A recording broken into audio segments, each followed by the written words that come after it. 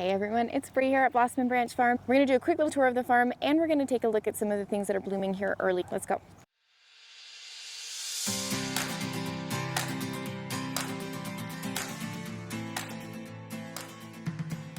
Thank you to this year's sponsors, Advancing Eco-Agriculture, providing regenerative solutions for growers, and also to Albert Lee Seed, serving farm families for over a century. The first thing we're going to take a look at is actually my home garden, and this is mostly just for me. I don't really sell stuff out of here, although sometimes I do if I have a lot of tomatoes or peppers or what have you. And mostly it's for my family, just to kind of walk from the house, and then I can pop over here and grab things. The greenhouse is here, so it's kind of convenient. My cooler, my walk-in cooler is also right here. So I try to keep all of that stuff up close to also my workshop so that as I'm working, I have a nice tight little workspace here. You can see I showed last week what it looked like to plant all of our things into our cover crops. So this is what it's looking like now. We've got all of our peppers here, shishito peppers. My kids love those. We've got bell peppers. They love those too. And you can see the cover crop has died back to kind of now look like straw. So even though it looked kind of weird when we first pulled back that tarp, now it just looks like straw. I've got some pine mulch in the walkways. Here we've got the tomatoes. I'm just doing a Florida weave this year to support them. So I've got these posts, and then I have my string that just goes along either side of the tomato between here and the posts, and that just helps keep it up. So it's a nice, simple, quick way to trellis tomatoes when you don't have a big structure. I've got some kale here. Of course, the sheep have been munching on that. And then over here, I've got some strawberries interplanted with onions, just to try to help deter pests. Of course, my biggest pest in the garden recently has been my sheep, and you can see they have been eating my strawberry leaves. I have covered the strawberries themselves to try to keep those protected, so at least we can get some, but they do play nicely together, the onions and the strawberries, so we will be getting some nice healthy onions from here soon. Back here I've got the sweet peas going. Of course, these are my favorite sweet peas. Oh, they smell so good. I can smell them from the back. I mean, all the way from when I walk into the garden. I grow a couple. I really like this palette together, which is this one, which is called Old Times, and then the Spencer Ice Cream. I like them together because they form this kind of palette that goes really well together. I love sweet peas because you don't have to arrange them at all. I can literally just pick those right off the plant, stuff them in a jar just as they are, and walk away. I wanted to show you guys, I am growing these beautiful pansies this year, and I want to show you. These are the Marie Antoinette. They are bred by a Japanese breeder, and they are just so ruffly and stunning. So you can see them compared to a typical pansy, and just how many layers of ruffles. I mean, it looks like a little tutu. Oh my gosh, they are so beautiful. This is the Marie Antoinette varietal. They get nice and tall as well, so supposedly they will get tall enough for cutting. So we'll see how those do throughout the season. Now over here I've got the Meadow, and it is kind of just starting to grow in. So we've got our goldenrod, the rudbeckia, the anise hyssop for the hummingbirds, and of course this whole area is here around the perimeter of the field, and that's on purpose. That is so that we have lots of native beneficial insects kind of flanking our main field. So all around the perimeter, while some of these plants don't really behave that nicely in an annual garden, so for example my yarrow, things that tend to spread, those are hanging out in here, and they are forming that outside and protecting all of my plants that are in here. So over here we've got all of our production plants. So let's take a look at some of my favorites that are blooming right now. First off, I had to show you my roses because this is always so counterintuitive. And when I had my last workshop at the farm, I showed people pruning some of these roses, and they were so surprised at how far down I showed them to cut. And the reason that I do this, that I cut them really far down, is because that helps create these nice long stems for my garden roses, so that makes them more cuttable. So I do a heavy prune in the early spring, cut them really far down, and this is one of my favorite varieties for cutting because it's relatively thornless and it has really pretty pink flowers and a nice smell. This is Queen of Sweden from David Austin. I also have another one of my favorites. So this is Moonlight in Paris.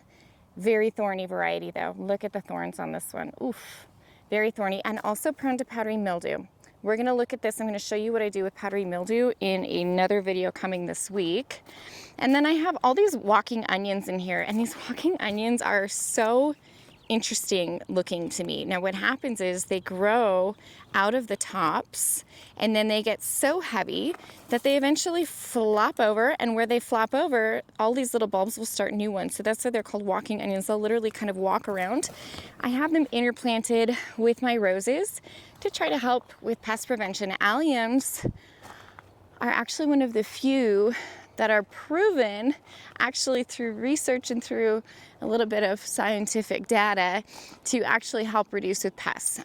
Marigolds as well, the French marigolds will help with things like root knot nematode.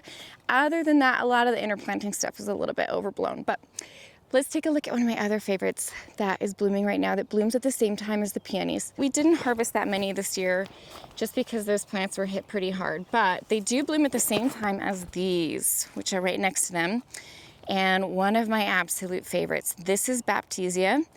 This is a native. Now this is actually a cultivar called Pink Lemonade, and it's so beautiful with those pink peonies. But my favorite part of this plant, oh, and down here is the straight native variety.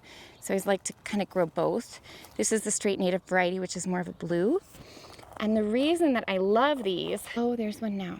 There's huge bumblebees. So the giant queen bumblebees are always all over this Baptisia. Not only are they beautiful for cutting in the spring with the peonies, they're also really nice foliage. So come late summer, we can use this for the foliage, and then these will turn into those seed pods. So I like to make a wreath out of the seed pods in the fall. So it's really a good all-season interest plant.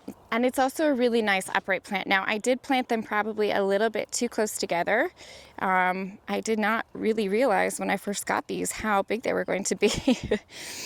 All right, let's take a look at a few other things. I've got some feverfew getting ready to bloom. It's not quite there yet, so pretty close, but not quite there. And then I also have all my snaps down here.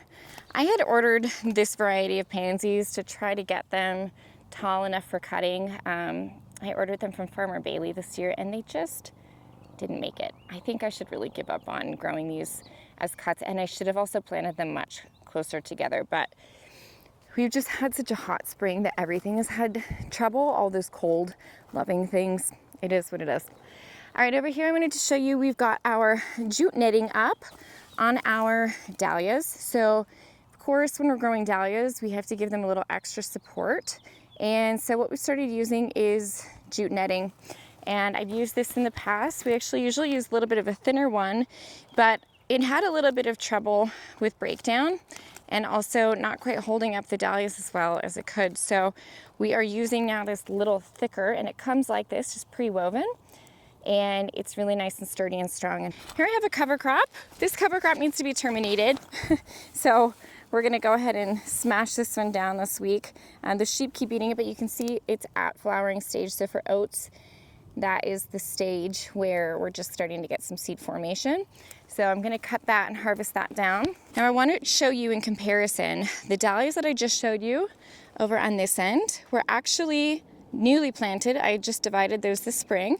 These are our overwinter dahlias. So to compare, again, I'm zone 5-6 and I do overwinter my dahlias. I have videos on it, I'll link below, but they come up much earlier. These are gonna bloom probably about 3 weeks sooner than those ones. So it is significant when we're talking about the difference in overwinter dahlias versus the ones we plant in spring, just in the difference in the timing of the blooms and also the size of the plant. Here is one of the more underappreciated plants that I grow here. I just harvested a bunch, but this is a perennial foxglove. Most foxglove that I grow, and I'm growing some others over there, are actually biennial, which means they bloom every other year. These are a perennial foxglove. So these are going on year 6. They have much more longevity than the biennial varieties of foxglove. And they also are this really pretty buttery yellow color. Now, of course, be careful with foxglove. Make sure that people know if you're giving them in a bouquet that they're not edible. But I always tell everybody anyway, just don't eat the bouquets. You know, I just like to give everybody that warning. Some people need to hear that, but okay, here's my favorite part of the field right now. So I'm going to show you some of the ones. Now, this is our golden currant, which I've mentioned before we grow in the field mostly for the birds, and there was just a robin in here picking away at them. But they are just loaded with berries right now, which is great because we want the birds in the field in the early part of summer because they're going to help with pest reduction. So the earlier we can get the birds in here and kind of mating and hanging out, the more they're going to help with the things like the grasshoppers and the caterpillars. And these golden currants are edible. So I always like to have something in the field, you know, that's for the birds, but if they don't eat it all, I will pop some in my mouth as well. Over here, this is my perennial side of the field. So mostly everything from here over is perennial, a ton of natives. So I'd say the majority natives, but also very drought tolerant. So I have it all blocked off by zone. So the things on this side of the field are more drought tolerant altogether, because what I don't want to do is plant something that's more drought tolerant next to something that likes a lot of water. But I am shifting pretty heavily toward drought tolerant things just because we are more and more prone to droughts as the years go on here in Colorado. A couple that I want to point out. One is this Drops of Jupiter oregano, which makes a really beautiful purple bloom. And it also is really nice for the foliage. It holds really well, and it's kind of a light limey green, so it's really quite pretty with peonies. Here's our zinnias, our little baby zinnias just starting to come up. Oop, this one escaped a pinch, so let's go ahead and give it a quick pinch to make sure we get some branching. So we'll just pinch right above those sets of leaves. Also wanted to show these. So this is a bush form of clematis. So where most clematis that we see are climbers under the barn, that's more of a climber for comparison's sake. But these ones are a bush form clematis. So what they do is they actually are great for cut flowers because they don't get quite as tall. Now you can see I've kind of started to train this one. It will climb a little bit, but this is about where they top out. So they're really more, to me, a nice ground cover. So nice for underplanting, also really, really pretty with the peonies. Now for some reason, and I didn't plan it this way, but my field tends to skew a little bit purple at this time of year. I have some perennial salvia. They just have spread and clumped, and they're so popular with the bees. I just kind of leave them, and this end of the field is a little bit like that. I just let it be a little bit wild. We also have some gorgeous Rocky Mountain penstemon over here, and you can see it's this kind of lighter purple. So this is the salvia, darker purple, and then the penstemon is this lighter purple. And if you're in North America, I really think penstemons are underappreciated. Anytime we are looking at native plants, that's when we're going to have the absolute most amount of beneficial insects. You can see in here the little ladybug bedded down for the night. There's another ladybug here. There's one here on the tip of this plant.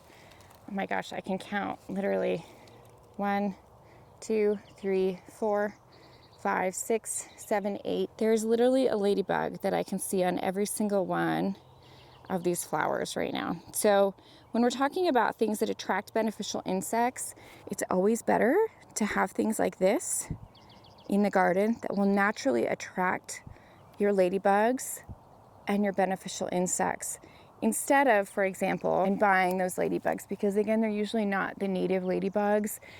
They've been harvested in ways that are very ecologically questionable. It's just best, and it's not, they're not going to hang out where you put them. So it's best to just try to plant something. And I love studying and observing these plants for this reason, so that I can kind of have an idea of what is blooming at what time of year and what is supporting my beneficial insects. Because what you want when you're talking about beneficial insects and natives is things blooming at different times of year, right? So penstemon that bloom really early, and then followed by a yarrow that blooms a little bit later, followed by a rudbeckia, followed by asters. These are all North American plants, of course, but the same thing could be talked about for any region. So just making sure that you have things blooming at multiple times for multiple different life cycles, multiple different insects. Don't forget to head over to my Substack, which we launched this week. We are talking more about what we're doing on our home farm with converting to regenerative ag there. So if you want to learn more in depth and you're more of a reader, I'll link that Substack link below. And otherwise, guys, don't forget to grab the book for more information about growing natives and regenerative gardening and cover cropping and all that good stuff. All right, we'll see you guys around here next time at the farm.